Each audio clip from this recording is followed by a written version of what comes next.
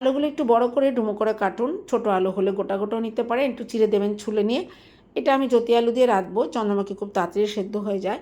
500 আলুর জন্য এক টুকরো আদা, বড় মাপের একটা পেঁয়াজ, 4টে কাঁচা লঙ্কা আর 5-7 কোয়া রসুন নিয়েছি। মিহি একটা পেস্ট তৈরি করতে হবে। সর্ষের তেলে রাঁধবো, তাই ভালো করে গরম করে নিয়ে জিরে আর শুকনো লঙ্কা ফোড়ন দিলাম। তারপর কেটে রাখা আলু দিচ্ছি। আলু সেদ্ধ করার কোনো প্রয়োজন নেই। একটু অল্প করে নুন এবং হলুদ দিয়ে ঢাকা দিয়ে মিডিয়াম ফ্লেমে আলুকে ভাজুন। আলু ভাজাটা বেশি একটু লাল করে ভাজতে হবে।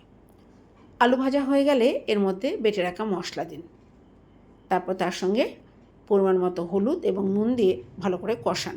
সঙ্গে দিন একটু ঝাল লঙ্কার গুঁড়ো। মশলা ভালো করে কষে গেলে একটুখানি জল দিন, আবারও একটুখানি কষান। তারপর এতে বেশ কিছুটা টমেটো কেচাপ দিন। এটা কিন্তু কেচাপ দিয়েই রান্না করতে হবে। স্বাদ মতো চিনি দিয়ে একটু কাশ্মীরি লঙ্কার গুঁড়ো দিয়ে ভালো করে নেড়েচেড়ে আবার একটু কষিয়ে নিয়ে বেশ কিছুটা জল দিন। খুব বেশি নয়, মোটামুটি জল দিন। ভাজতে ভাজতে আলু বেশ কিছুটা সেদ্ধ হয়েও রয়েছে।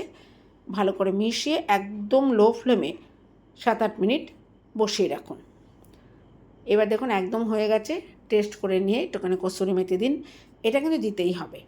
কসুরি মেথিটা দিলে অসম্ভব সুন্দর একটা গন্ধ হবে, আর স্বাদ কোনো কথা হবে না।